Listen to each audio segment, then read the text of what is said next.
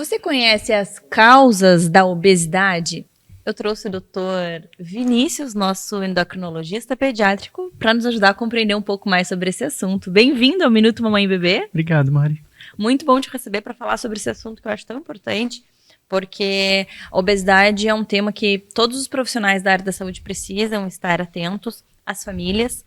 E para a gente começar, eu queria entender o que é a obesidade. Então, a obesidade é uma doença crônica, multifatorial e recidivante. Então, o que é, né? A obesidade infantil, a gente coloca no gráfico e o IMC da criança precisa dar acima do Z2 de score. Então, é aquela subida abrupta do peso da criança, que em relação à altura dá um IMC maior, que daí depende de idade para idade, que a gente tem que botar no gráfico para conseguir entender. Mas a gente consegue perceber pela cintura que começa a aumentar, é visível, né? A gente sabe quando a criança está obesa ou não, mas é importante colocar no gráfico que o diagnóstico é mais precoce. Quando a gente pensa nesse diagnóstico, colocou no gráfico, fez ali o exame físico, chegamos no diagnóstico da obesidade. O que vem pela frente? Então, a primeira coisa é mudanças de hábito, né? Então a gente precisa tirar essa criança da inércia, tirar das telas, deixar ela menos sentada e mais ativa. A gente precisa cuidar da alimentação e a gente precisa mudar o ambiente da criança, né? Porque o ambiente muda. Se você não tem um doce perto, você não vai comer o doce que está perto, né? Então a gente não é para não ter em casa, mas você deixa escondido, não deixa a criança ficar olhando, né? E estimula as atividades. Quanto mais se levantar, melhor. Pensando em causas, como que essa criança caminha para esse diagnóstico? A prevenção da obesidade, ela começa intraútero. Então, assim, já na gestação, a mãe precisa fazer atividade física, cuidar da alimentação, cuidar da glicemia. Então, mães com diabetes tipo 2, resistência insulínica, tem uma chance maior de ter filhos que já nascem obesos, né, que já nascem GIG. E depois, com certeza, depois de que nascer, o que mais previne obesidade é aleitamento materno. A gente sabe que cada mês de aleitamento materno, você diminui o risco de obesidade infantil em 4%. Então é bem importante o leite materno nessa primeira fase da vida. Se não tiver possibilidade de leite materno, usa a fórmula infantil de qualidade, tá? E sem misturar com cereais, né? Então aquele negócio de fazer a mamadeira reforçada com cereal e com açúcar também, que ainda tem gente que faz, mas daí a gente previne assim. De 6 meses a 1 ano é a introdução alimentar. Então, é uma fase bem importante para a prevenção também.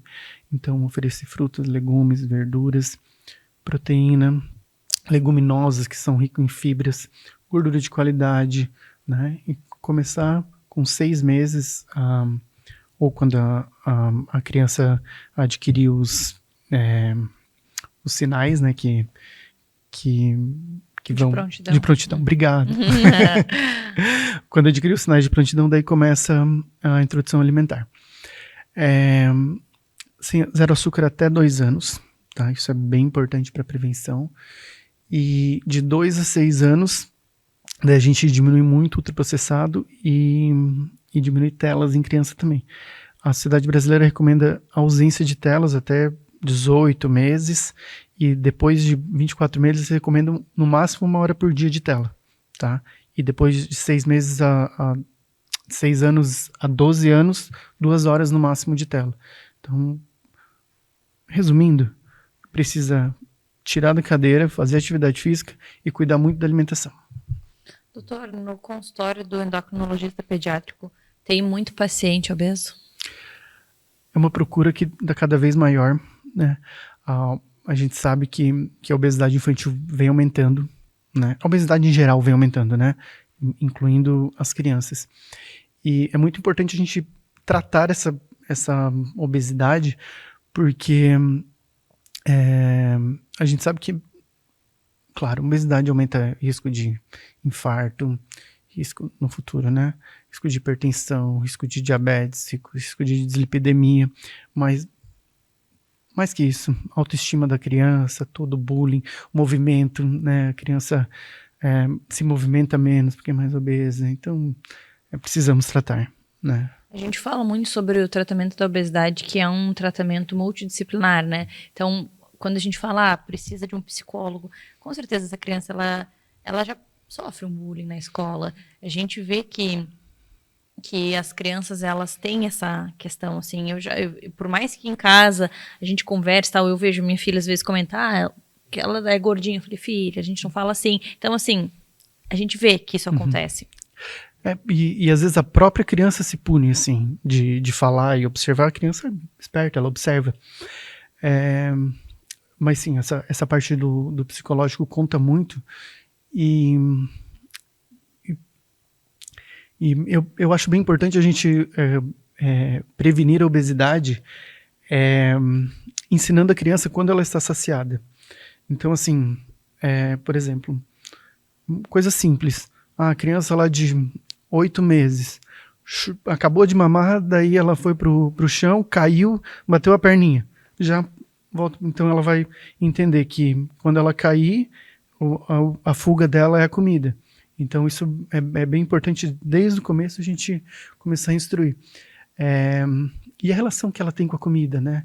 Assim, quando ela entra no peito, assim, o olhar, olho no olho da mãe dela, assim, tudo isso já faz parte do início da relação da criança com a comida. Então, quando começa a introdução alimentar, ela vê a família comendo saudável, vê a família na mesa, fazendo refeições, comendo comida de verdade, comida de qualidade.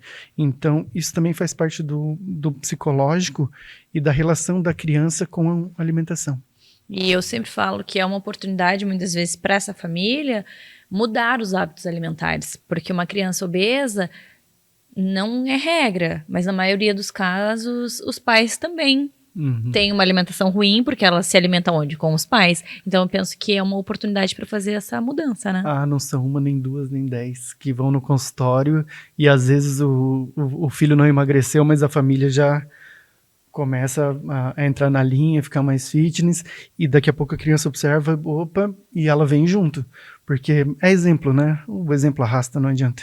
Você fala, mas é o exemplo que arrasta. Então não adianta você falar para a criança que tem que comer salada, legume e verdura e não comer, né? Ela precisa olhar, precisa entender isso. Eu adorei. Obrigada por compartilhar conosco tanto conhecimento, tantas informações de qualidade. Até a próxima. Até.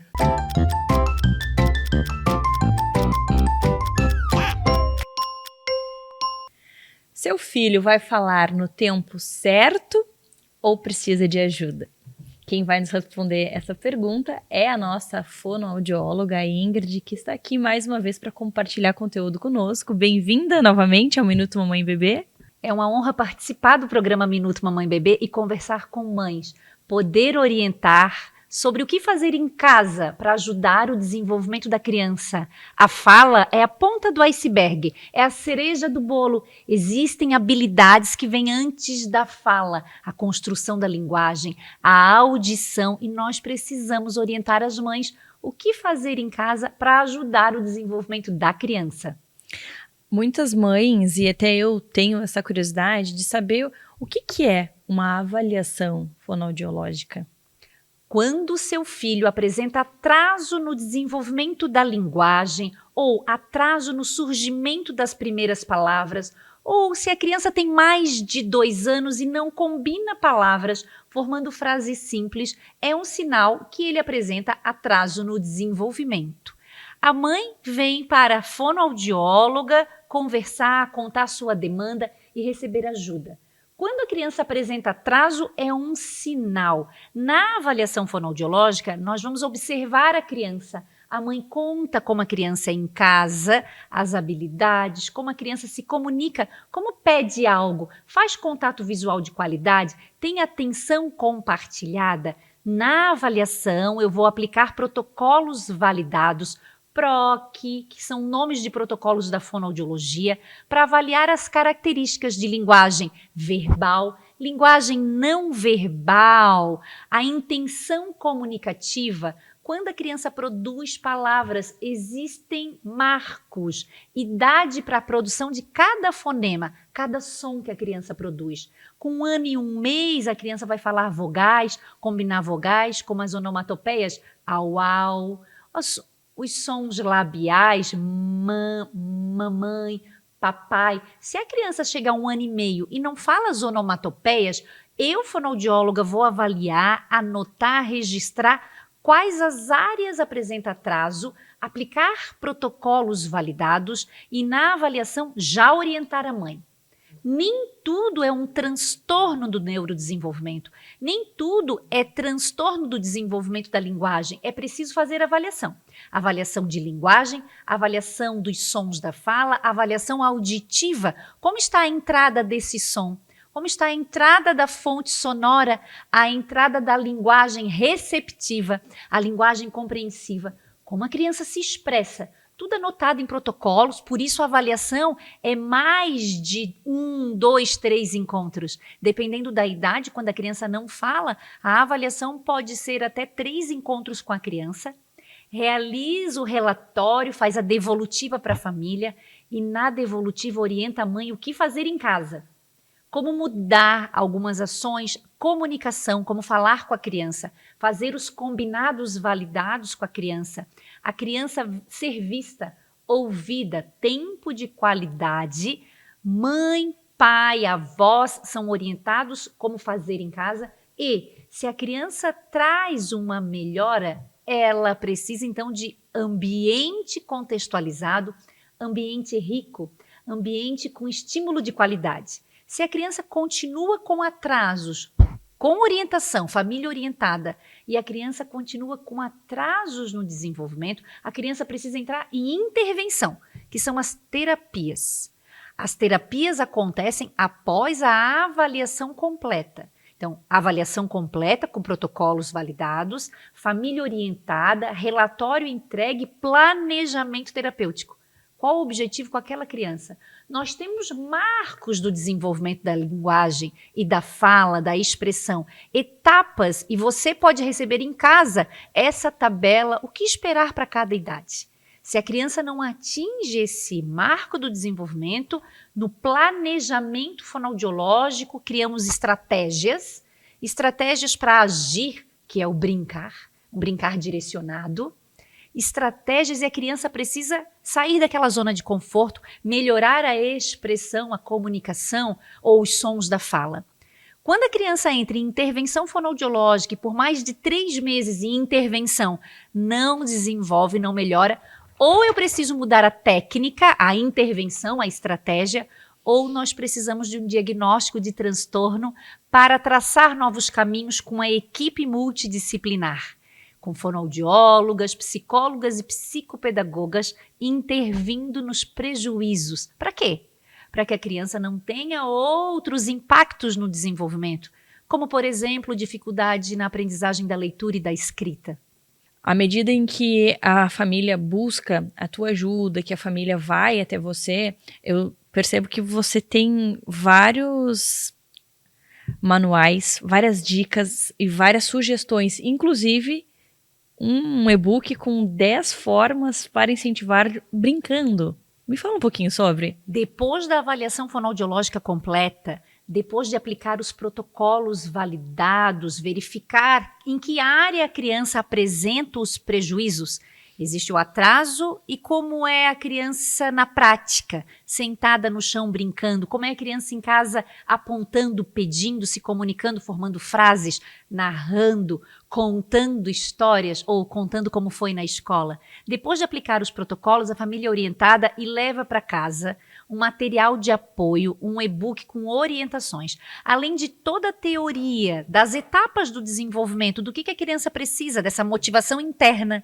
para se comunicar, para pedir algo, para falar, para ouvir melhor, desenvolver habilidades auditivas. Então, além da teoria, o material que a família recebe são recursos para a aprendizagem da fala e estratégias validadas. Nesse e-book, eu selecionei mais de 20 atividades que a mãe, o pai e os avós podem fazer em casa para melhorar o desenvolvimento, para criar mais possibilidades. Estratégias para melhorar o desenvolvimento da criança na área de linguagem, fala, comunicação e até respirando melhor, dormindo melhor. Quem dorme bem, no dia seguinte tem mais possibilidades de aprender na escola também. É verdade. Sensacional. Eu sou uma fã, uma admiradora do teu trabalho, porque eu acompanho realmente há 5 anos e vejo o quanto tu és dedicada e o Instituto sempre buscando profissionais altamente capacitados para estar ao teu lado. E obrigada por dividir tanto conhecimento conosco. Se você quer entender um pouco mais sobre o trabalho da nossa fonoaudióloga, entra no Instagram do Minuto Mamãe e Bebê e procura lá pela Ingrid Vieira, lá pelo Instituto Ingrid Vieira, e lá você conversa direto com ela, porque nada substitui, né, uma boa avaliação, não é verdade? Verdade. E as mães precisam de orientações de qualidade, saber como fazer. Eu recebo muitas mães e pais no consultório que, quando eu oriento que ela precisa falar com a criança, narrar o que está fazendo desde a troca de fraldas, de levar ao banheiro na rotina, muitos pais dizem: eu não sabia que era para falar com a criança antes dela falar. Então, o que fazer com a criança em casa faz a diferença no desenvolvimento. Eu adorei, obrigada por compartilhar tanto conhecimento e até a próxima.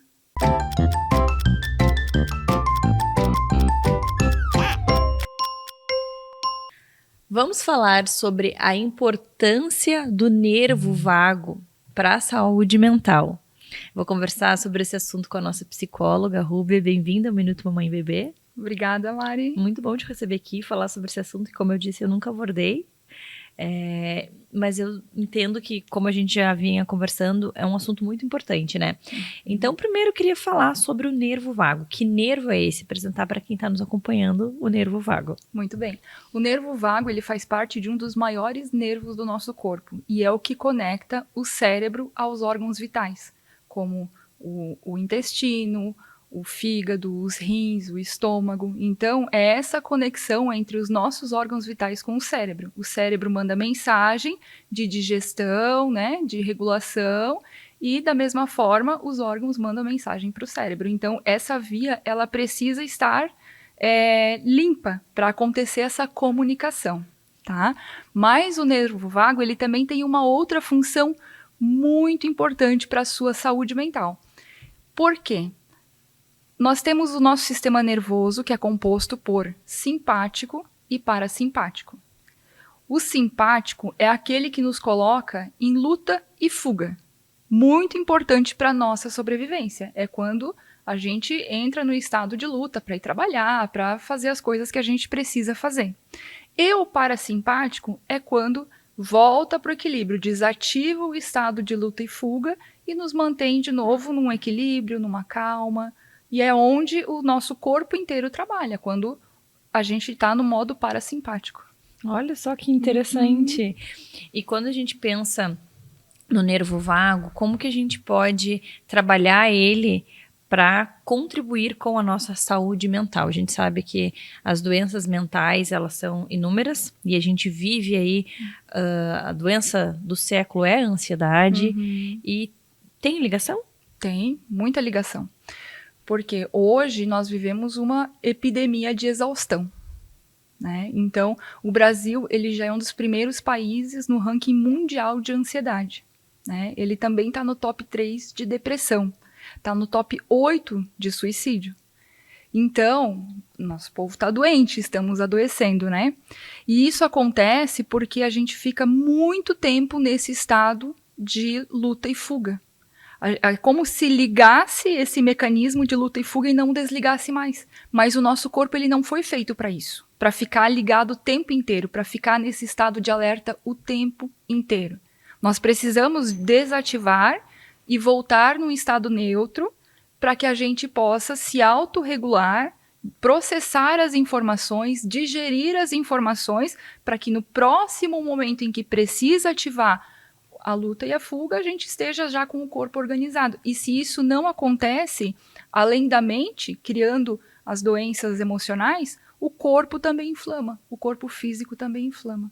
Interessante a gente falar sobre esse assunto, porque num momento onde tu traz todos esses dados para nós, sobre depressão, sobre suicídio, saber que a gente precisa olhar de uma outra forma, porque nós estamos vivendo num mundo que nos força a estar sempre ligado. E em algum momento, ou a gente para, desacelera e vê, trata bem o nosso nervo vago, ou a gente acaba adoecendo junto com todo mundo. Exatamente.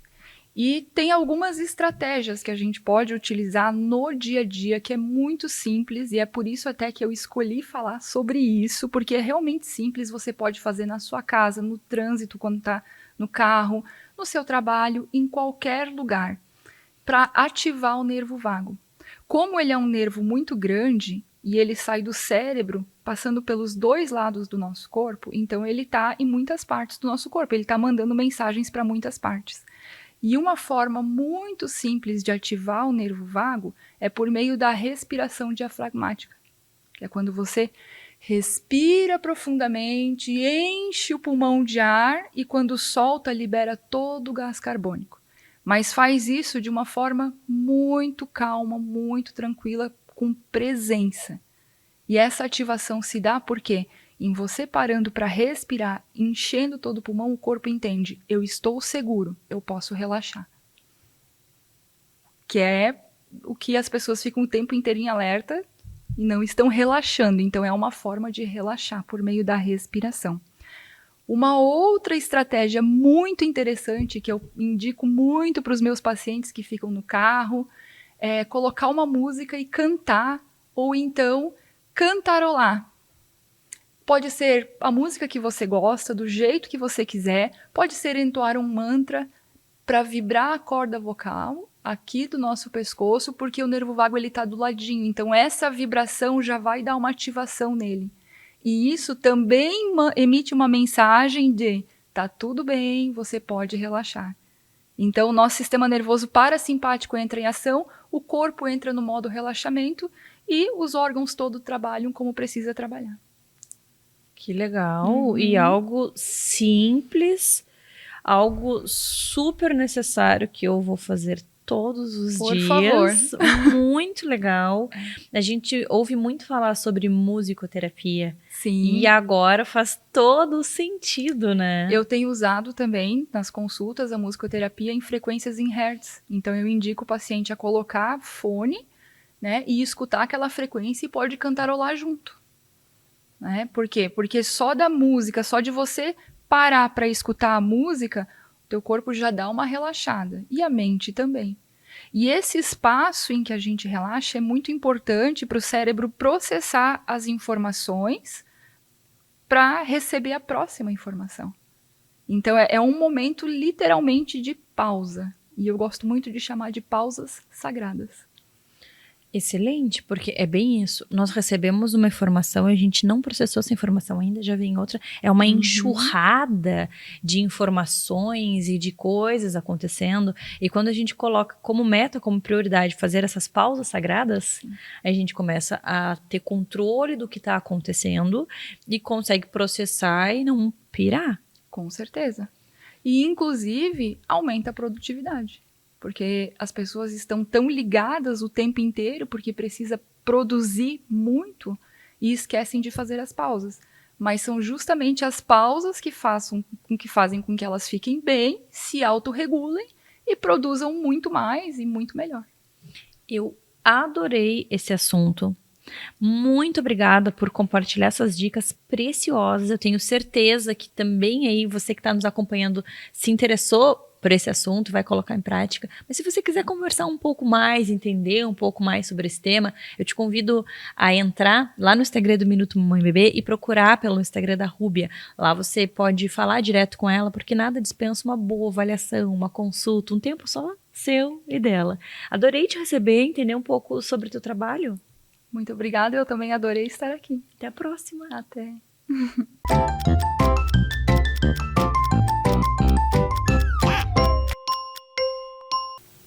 Imagina você, gestante, poder participar de um curso com diversos profissionais para tirar todas as suas dúvidas.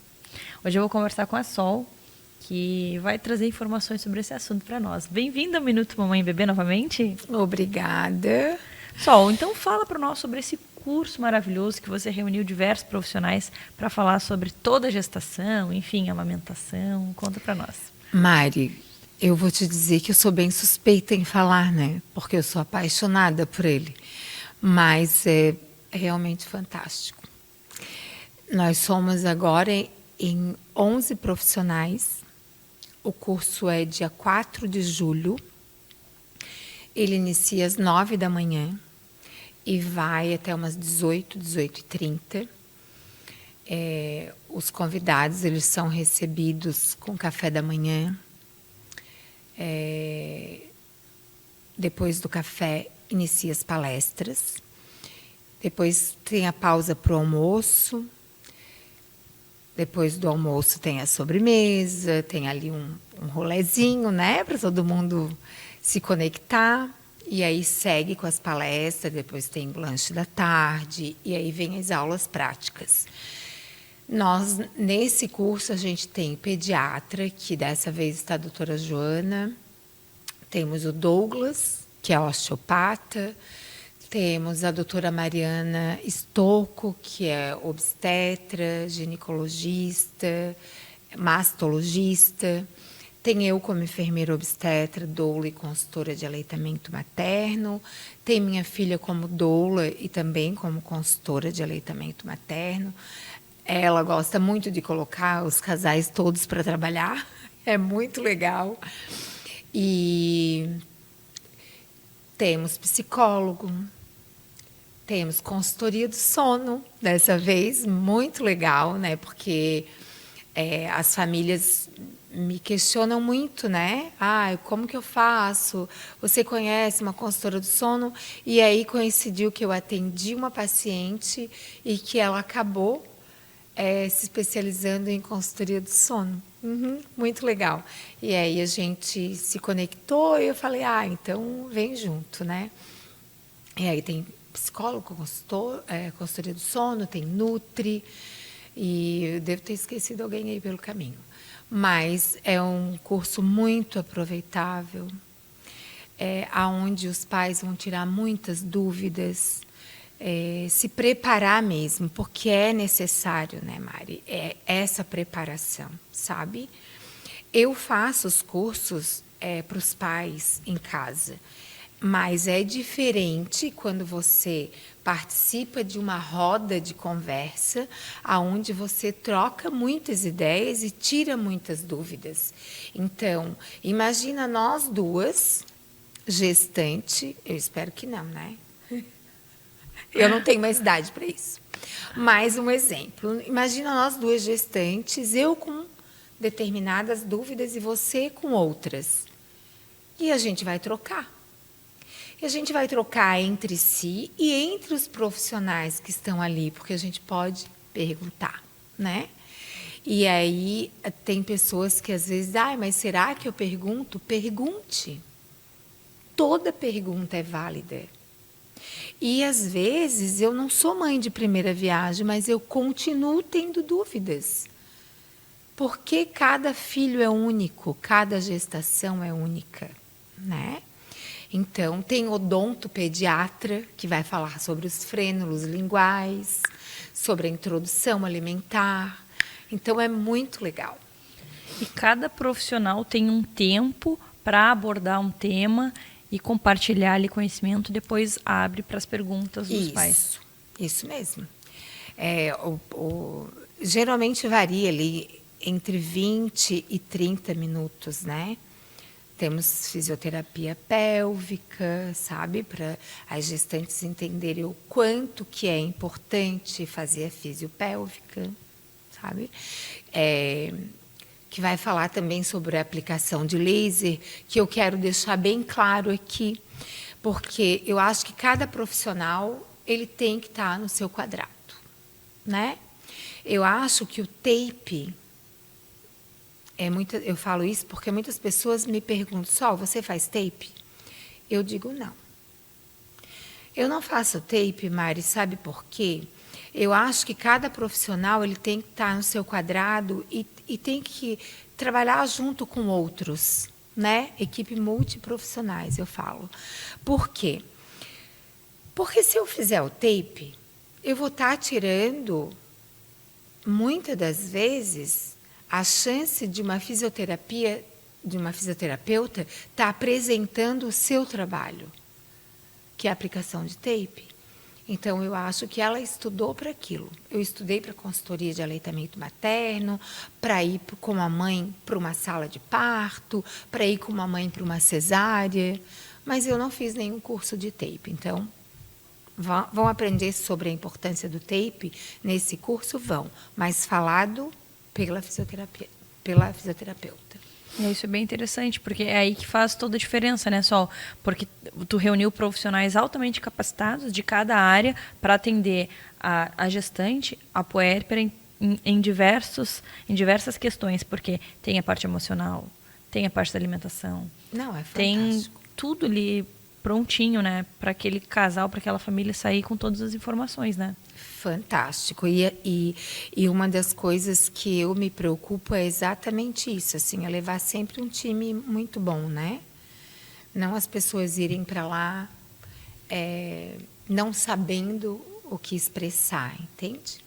Então, eu acho que sempre a gente precisa conhecer profissionais que realmente saibam o que vão apresentar. Que bacana. E o legal é que essas famílias depois já têm acesso a esses profissionais que podem acompanhar eles, sim, né? Sim, sim. Muito interessante. Adorei. Como que faz para adquirir, para fazer parte desse... Então, a inscrição é realizada comigo mesmo, né? E todas as informações são tiradas comigo mesmo. Então, através lá do teu perfil, lá no Instagram. É, Então, lá, entra no Minuto Mamãe Bebê, digita lá Sol e fala direto com ela e faça parte desse grupo de profissionais, de casais, para não ter dúvida aí durante a gestação e no pós-parto. Obrigada e até a próxima. Até.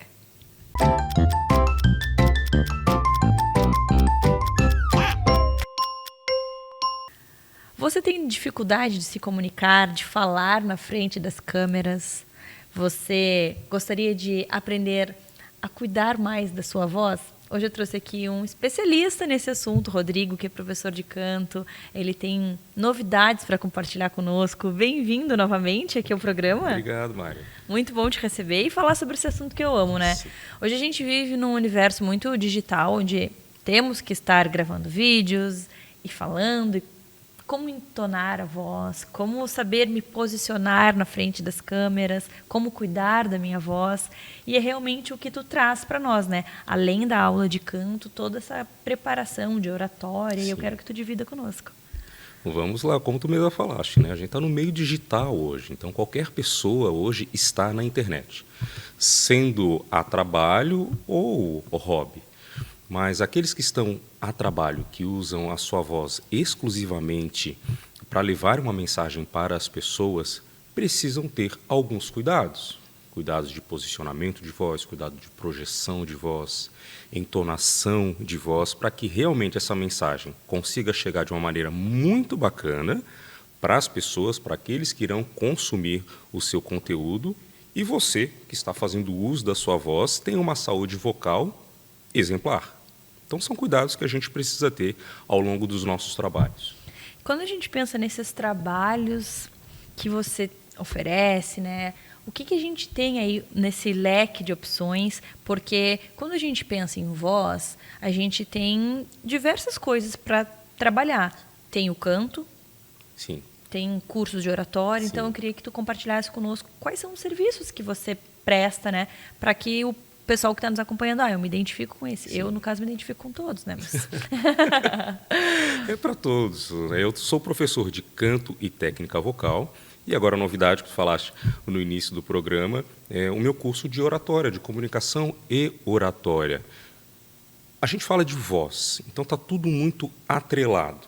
Como que a gente pode ter um posicionamento melhor, adequado, ao utilizar a nossa voz? Você pode pensar, o canto me auxilia nesse sentido?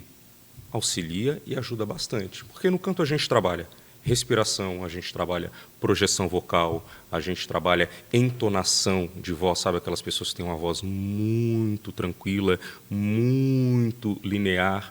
Como a gente consegue fazer com que essa pessoa tenha um desenvolvimento vocal, a fim de que seja mais chamativo para as outras pessoas também? Então, aquele trabalho que a gente desenvolve no canto, a gente também consegue desenvolver na comunicação e oratória. Uma coisa é nós estarmos em um palco ou cantar por hobby. Outra coisa é nós sermos um profissional de voz, vendedor, médico, líder de equipe, empresário, onde nós precisamos fazer muitas vezes reuniões, nós precisamos fazer muitas vezes preleções, fazer com que as pessoas entendam a mensagem que nós estamos a falar.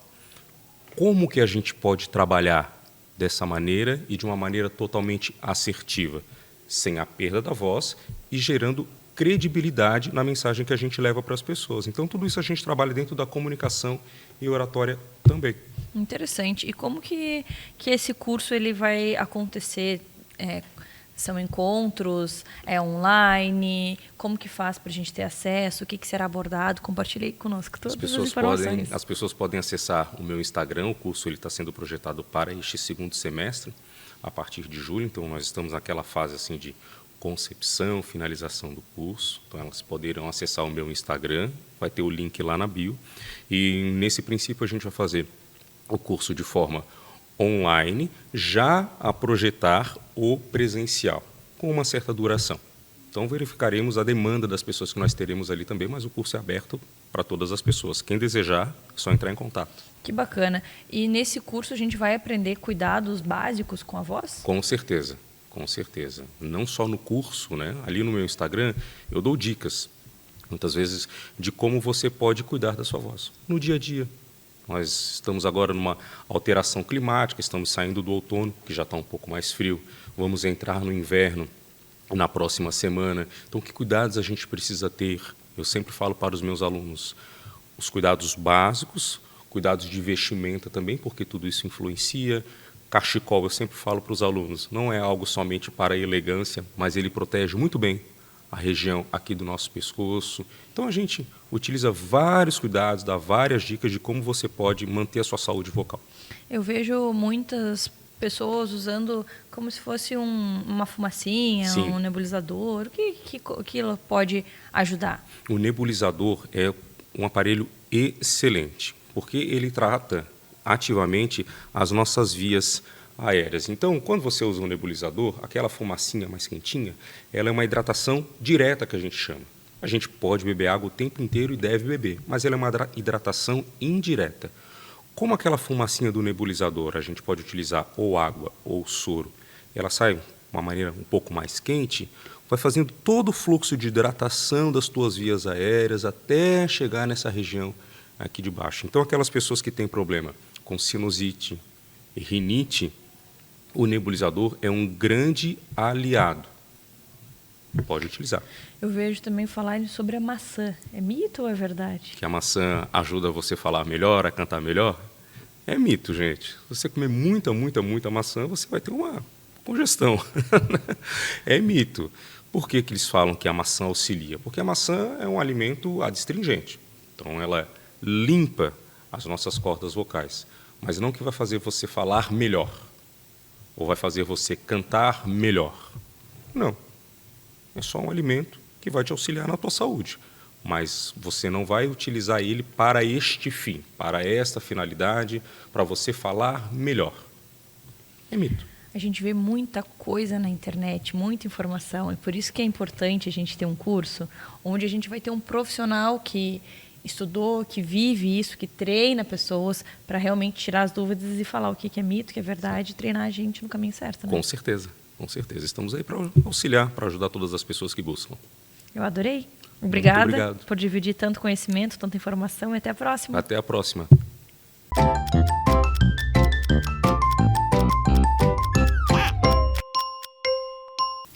Mitos e verdades sobre asma. Tudo que você precisa saber sobre esse assunto. A gente vai conversar com a nossa pneumologista pediátrica, a doutora Júlia. Bem-vinda ao Minuto Mamãe e Bebê. Obrigada, Mari. Estou bem feliz de estar aqui. Acho que a iniciativa do programa é muito importante, né, da gente conseguir levar informação de qualidade e aproximar, assim, os pais dos profissionais de saúde. Eu acho que isso tem total impacto no tratamento, num diagnóstico mais assertivo para as crianças. Verdade. Quando a gente traz esse tema e asma, a gente sabe que tem muitas informações, por isso que eu já disse no início, mitos e verdades. Então, assim, quais são os principais mitos que envolvem esse tema, asma, as principais verdades que as famílias, as mães precisam ouvir? Eu acho que, assim, existe muita coisa que se pede nesse diagnóstico de asma, mas eu acho que o principal que a gente tem que entender quando a gente fala de asma na criança é que a asma ela não é uma doença episódica. Ela não vai ali só se manifestar nas crises, que são as exacerbações, no pronto atendimento. Ela é uma doença inflamatória que é crônica e ela vai acompanhar aí a criança. Por vezes, vai se manifestar muito mais frequente nesses episódios, né, quando é desencadeado por gatilhos. O mais frequente deles, as infecções virais, mas também ela pode ser por mudança de temperatura, aos esforços, por alérgenos, por exposição à fumaça. Mas a gente sabe que a asma pode estar ali presente na criança, por exemplo. Não é incomum a gente ouvir dos pais que a criança tosse. Não tosse. E aí a gente vai esmiuçando a história. Não, ele tem uma tossezinha assim, sabe, Mari? Normal quando faz atividade física, quando corre, quando gargalha. Não é normal uma criança ter tosse. Então, a partir disso, a gente consegue ir conversando com os pais e entregando para eles que, de fato, a gente está de frente de uma criança que tem uma inflamação crônica e de que está tendo sintoma. Não só nas exacerbações. Eu acho que, às vezes, os pais têm medo desse diagnóstico. Isso, assim, é nítido nas consultas que a gente vê, mas principalmente nos pronto-atendimentos. É bem frequente a gente atender crianças com idades mais avançadas, 10, 12 anos, que já tiveram vários episódios de exacerbação e que os pais chegam para a gente e dizem, não, ele tem episódios de bronquiolite. Porque não aceitam o diagnóstico, ou nunca foi conversado sobre isso. Porque é mais fácil a gente falar que é uma bronquite, uma crise de bronquite, uma crise de bronquiolite, do que de fato a gente falar que é asma, que é uma doença crônica, né? Uma doença inflamatória crônica, que a gente ainda não fala em cura, mas a gente sabe que ela, principalmente atualmente, a gente vem conversado bastante sobre remissão, de tentar deixar essa asma mais controlada. E queria falar um pouquinho sobre justamente bronquiolite, bronquite e asma. Uhum. A bronquiolite, a gente vai falar nela até os 2 anos, geralmente 2 episódios, que é quando a gente tem uma criança que vai iniciar um quadro viral e aí acaba que evolui para essa bronquiolite, que é uma infecção, uma inflamação ali nos brônquios, que a fisiopatologia dela é diferente da fisiopatologia que a gente encontra na asma. Ela vai ocorrer mais por secreção ali nesse brônquio, por edema. É diferente da fisiopatologia da asma, que a gente vai encontrar o broncoespasmo. Que quando a gente tem o brônquio, aquela partezinha bem fininha do pulmão, como se fosse um canudinho, que ela diminui a espessura, onde a gente tem a percepção dos sibilos, que são os chiadinhos no peito, e aí vem acompanhado dos sintomas. A bronquite, por muito tempo, ela foi confundida com a asma, né, principalmente nos tempos mais antigos, mas que ela pode se correlacionar da mesma forma, mas atualmente a gente não vai ficar falando que a criança tem crise de bronquite. A gente vai falar sobre asma, ou então a gente vai falar nas crianças menores de 2 anos, em alguns casos, sibilância vírus induzidas, que são aquelas crianças que a gente ainda não consegue caracterizar como asma, mas que são crianças que têm esses sintomas de chiado, tosse, quadros mais prolongados toda vez que entra em contato com o vírus. Que não necessariamente a gente vai poder se chamar de asma nesse início. Entendi, deu para compreender a diferença de cada situação. E outro tema que eu acho bem importante é a questão da bombinha. Muitas famílias não querem que a criança tenha asma porque vai ter que usar a bombinha e bombinha vicia. Então eu queria entender sobre isso. Isso talvez também das bombinhas é algo que nos faça, que os pais, né, façam eles ter essa preocupação e esse mito quanto ao diagnóstico da asma, de vir à mente aqueles quadros de pessoas com crises respiratórias frequentes, com limitação à prática de atividade física, independente de bombinha para o resto da vida. Esse cenário não é o que a gente vê na maioria das crianças atualmente, mas sim, criança que tem asma, que tem esse bilância, que a gente consiga ter resposta com os broncodilatadores, principalmente, né, hoje a gente já tem mais medicações para asma, são crianças que se beneficiam, sim, dessas medicações para tirar da crise asmática, mas também a gente tem as medicações profiláticas, que são corticoides inalatórios ou broncodilatadores de longa, que faz com que essa criança consiga desinflamar o pulmão e ter uma qualidade de vida adequada. Não necessariamente as crianças vão usar por toda a vida, muito pelo contrário. A minoria delas vai depender de bombinha por mais tempo, evoluir assim com necessidade de imunobiológico, que são os medicamentos novos que a gente tem para asma. A gente entende que com o passar da idade, a melhora imunológica, as crianças tendem a ter menos manifestações de asma. E como que a gente chega nesse diagnóstico da asma, né? Qual o processo, qual o caminho até a gente realmente concluir que o paciente tem asma? Mari, o diagnóstico de asma ele é essencialmente clínico. A gente não precisa de nenhum exame para dizer para os pais, olha, essa criança ela tem asma. Mas o que acontece? A gente dispõe de exames complementares que nos ajudam nesse diagnóstico, que nos ajudam a quantificar, a tentar entender como que está essa asma, como que está ali dentro, né? A parte de broncoconstrição da criança. Que, por exemplo, o mais comum deles é a espirometria, que é o exame do sopro. A gente tende a fazer ele nas crianças maiores, geralmente maiores de 6 anos, porque ele é um exame mais delicado para fazer, que exige uma técnica. Então, geralmente, a gente segura para as crianças um pouquinho maiores. O que nos ajuda muito a pensar sobre asma? A asma é uma doença alérgica, né? Então ela é uma doença atópica. Então a gente tenta correlacionar elas com outras doenças alérgicas. Por exemplo, dermatite atópica, alergia à proteína do leite de vaca, a rinite também tem seu componente genético. Então ter a história familiar nos pais, nos parentes de primeiro grau também nos ajuda bastante. E outro ponto é a resposta ao broncodilatador. Na maioria dos casos, o salbutamol.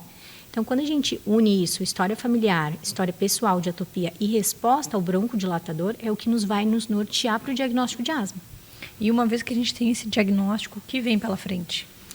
O que vem pela frente? Com certeza, a gente tentar desinflamar essa criança, tentar entender qual perfil de asma ela tem, porque a gente tem mais de um tipo, né, das classificações de asma, e tentar fazer com que essa criança tenha a melhor qualidade de vida possível, se equiparando a qualquer outra criança. Por vezes a gente começa um corticoide inalado ou um beta-2 de longo, uma medicação que tem esse intuito de desinflamar, e a gente vai avaliando ao longo dos meses. Por exemplo, a criança ficou ótima, controlou, não tem sintomas intercrises, não tem mais exacerbações. Depois de uns 3 meses, assim, a gente vai tentando tirar a medicação e avalia como que fica. Não necessariamente ela vai precisar usar de novo, igual a gente já comentou, para sempre, mas eventualmente a gente pode ter ainda alguns sintomas de manifestação de asma. Perfeito, adorei. Obrigada por tirar as nossas dúvidas, por trazer tantas informações e até a próxima. Obrigada, Mari. Foi um prazer estar aqui.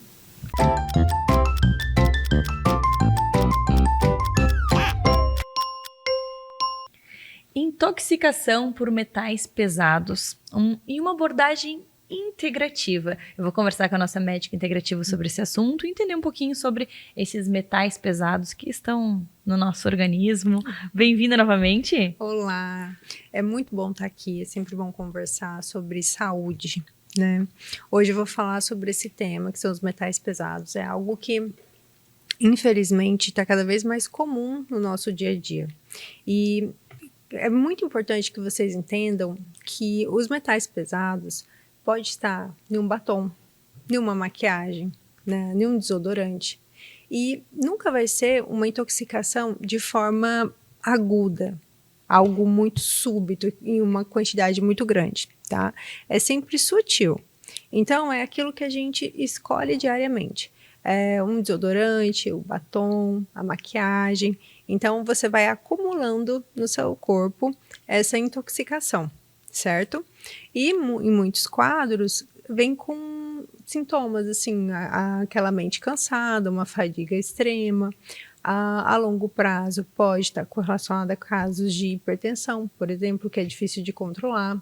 Sintomas intestinais, que variam ali de constipação, diarreia, tá? Tudo isso pode estar correlacionado à intoxicação por metais pesados. No meu caso, como médica integrativa, eu gosto de sempre iniciar um planejamento durante o acompanhamento com o paciente que inclui justamente essa parte de detox do corpo, tanto detox quanto desparasitação. Porque a gente precisa trabalhar esse terreno biológico. E hoje em dia nós temos muitas condições que aumentam a chance de intoxicação. Desde a água, desde dos produtos de higiene pessoal, tá? A questão também dos agrotóxicos, pessoas que trabalham diretamente com produtos químicos, precisam de uma atenção especial e também precisam de suplementos que ajudam nesse processo de detox, de limpeza do corpo.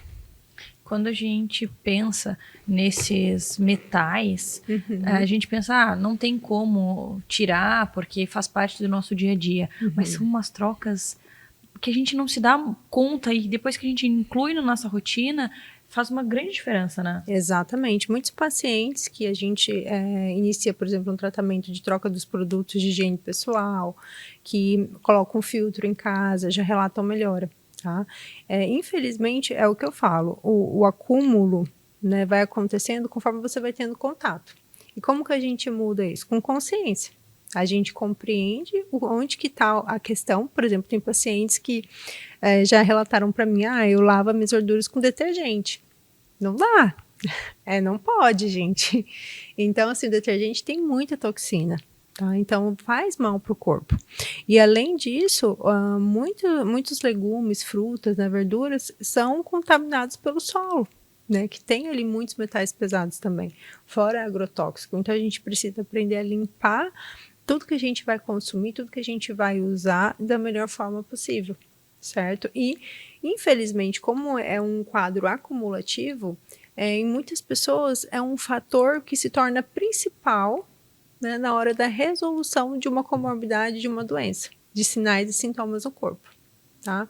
Então, o que acontece? Você vai acumulando toxinas no corpo, isso aumenta o processo inflamatório, aumenta o risco de outras doenças, né, doenças autoimunes, doenças crônicas, que piora todo o quadro. Então, muitos pacientes falam assim, eu já tentei de tudo e não consegui ainda. Muitas vezes é o quê? Não, sempre tomou suplementação, sempre tomou medicação, mas não teve um preparo biológico do corpo. Então, não fez desparasitação, não fez detox da maneira correta. E lembrando, se você tem sempre contato com a substância, você também tem que estar fazendo de tempos em tempos detox e desparasitação. E esse tipo de informação a gente só vai ter quando a gente faz uma consulta e quando a gente compreende, porque as pessoas veem na internet, querem fazer por conta. Exatamente. E isso eu acho bem perigoso, porque o que deu certo para uma pessoa é diferente para outra. Eu usei tal coisa para desparasitar, eu usei essa medida. Então, assim, isso é muito arriscado. A gente está falando sobre saúde, né? Exatamente. Por exemplo, vou dar o meu exemplo, tá?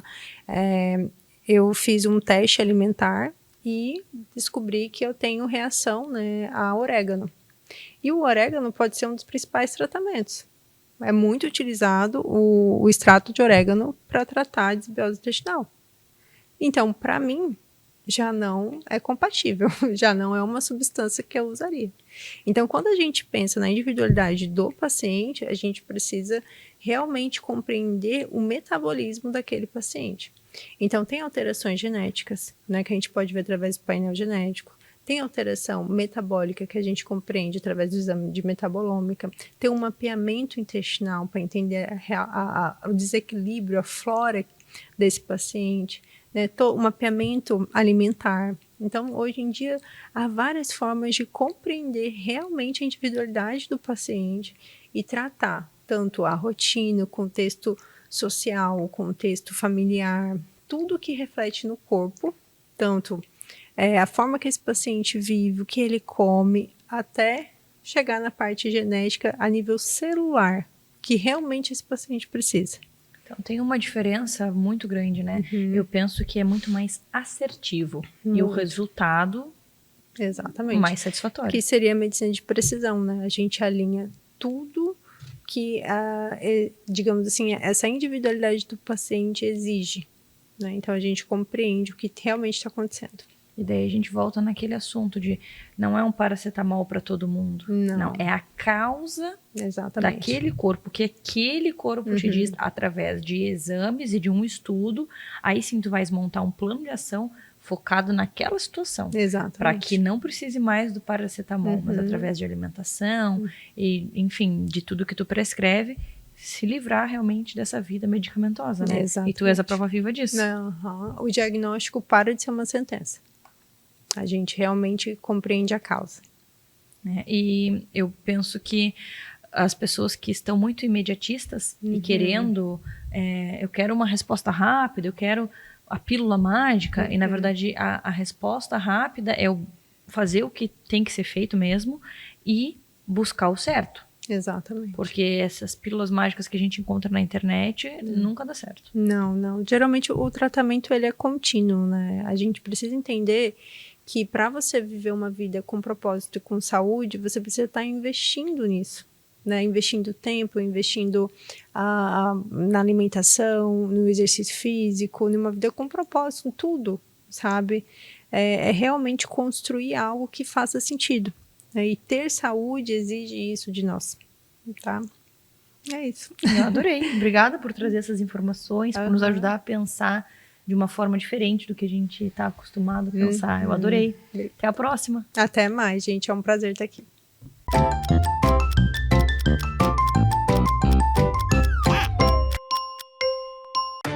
Justiça Eleitoral apresenta V de Verdade. Em terra de fatos, fake não tem vez.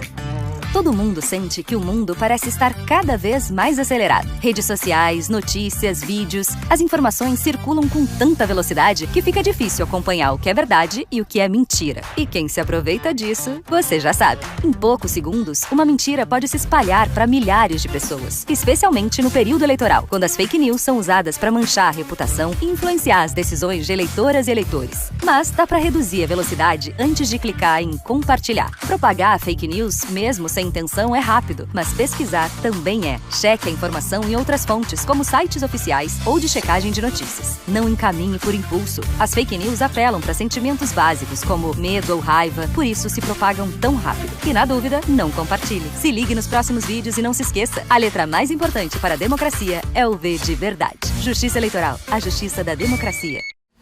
Há 20 anos no mercado televisivo e de produção, Premier Produções oferece soluções práticas e inteligentes.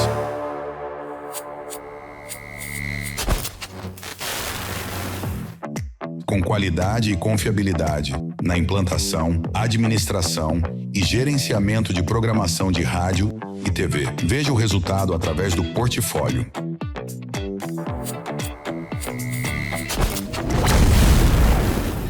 Wilson Antônio Betim, nascido em Pelotas em 1964, foi o fundador visionário do grupo Premier Produções. Formado como técnico eletrônico pelo Cefet, ele iniciou sua trajetória na radiodifusão ao se mudar para Florianópolis em 1987.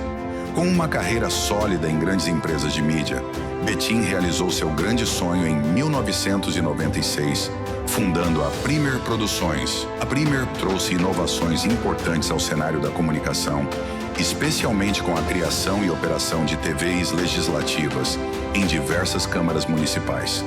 Sua liderança foi crucial para ampliar o acesso à informação e fortalecer a transparência governamental. Wilson Antônio Betim faleceu em 2022, deixando um legado de pioneirismo e dedicação à comunicação. Seu trabalho continua inspirando a busca por inovações no setor.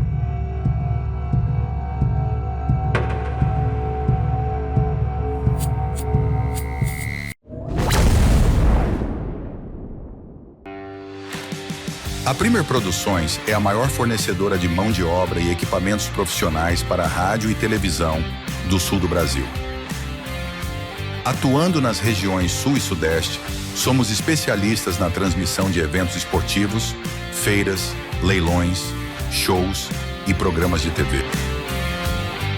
Nosso diferencial é a operação de TVs legislativas, com concessões em câmaras municipais de Blumenau, Jaraguá do Sul, Pouso Alegre, São José, Pelotas e na Assembleia Legislativa de Santa Catarina, com a rádio.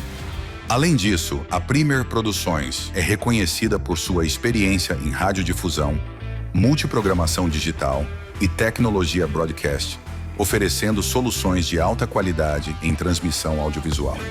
Nossas parcerias estratégicas com empresas como Intelsat, Embratel e Hispasat garantem a robustez e confiabilidade dos serviços via satélite. Premier Produções, líder em soluções de radiodifusão e comunicação legislativa.